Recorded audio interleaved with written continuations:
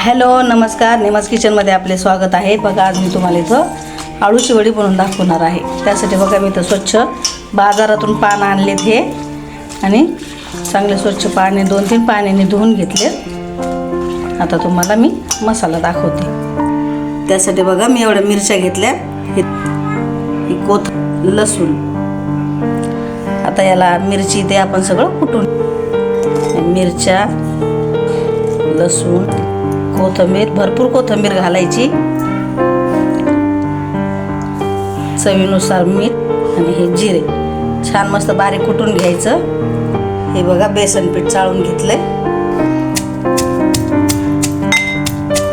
बघा आता मसाला चांगला मी मस्त बारीक कुटून घेतलाय। आता बेसन पिठामध्ये काढून घेऊ आपण।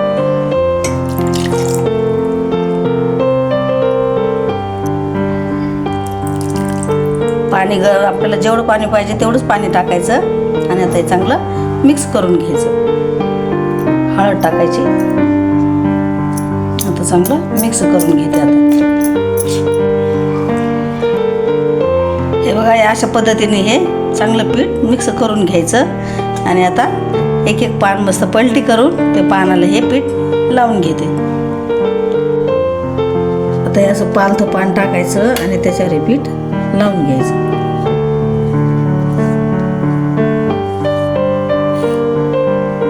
खूप जास्त घट्ट पण नाही लावायचं आणि जास्त पातळ पण नाही लावायचं।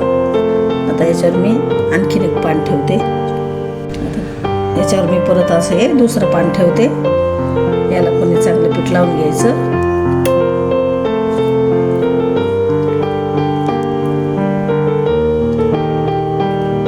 या पद्धतीने असं मस्त पीठ लावून घ्यायचं आणि आता अशी वडी अशी करून घ्यायची।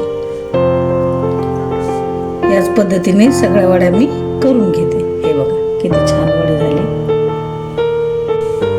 बघा सगळं आता या अशा पद्धतीने मी सगळ्या याला पीठ लावून घेतले। काही वड्यांना मी एका पानाचीच वडी केली, कारण ही जर एकच वडी अशी उकडली ना छान कच्चीच खायला पण खूप छान लागते। आणि ज्या डबल पानाचे केलेले आहेत त्या मी नंतर तळून घेते, उकडून आणि मग नंतर तळून घ्यायचे। ठीक आहे, आता मी हे उकडायला ठेवते।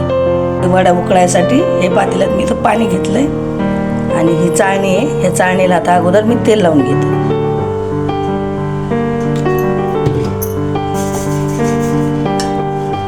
चव बाजूने असं तेल लावून घ्यायचं आणि त्याच्यावर वड्या ठेवायच्या। अगोदर तोपर्यंत मी पाणी उकळायला ठेवते। पाण्याला उकळी ती चांगली। हे बघा हे अशा पद्धतीने चाळणीमध्ये वड्या ठेवून घेतल्यात। आता वर उकडायला ठेवून देऊया।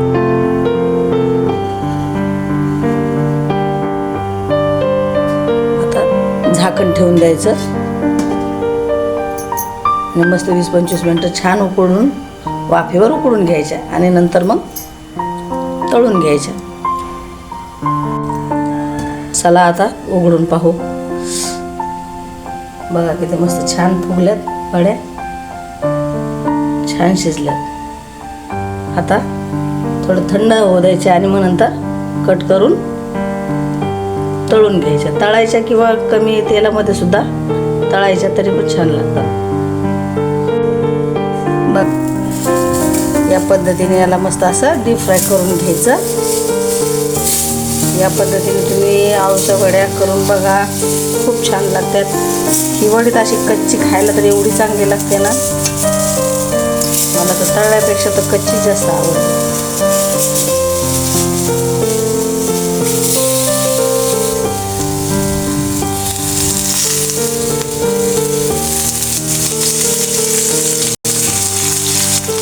मस्त खरपूस तळून घ्यायच्या आणि बसायचं गरम गरम खायला।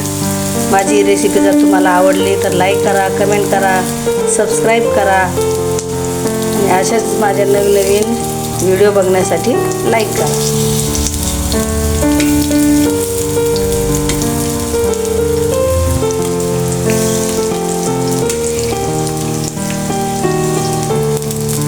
या अशा मस्त खरपूस रंगावर तळून घ्यायच्या। बघा किती मस्त फ्राय केलेल्या आहेत मी या वड्या। चला या खायला। आवडल्या तर लाईक करा, कमेंट करा। ठीक आहे, भेटूया पुढच्या रेसिपीमध्ये।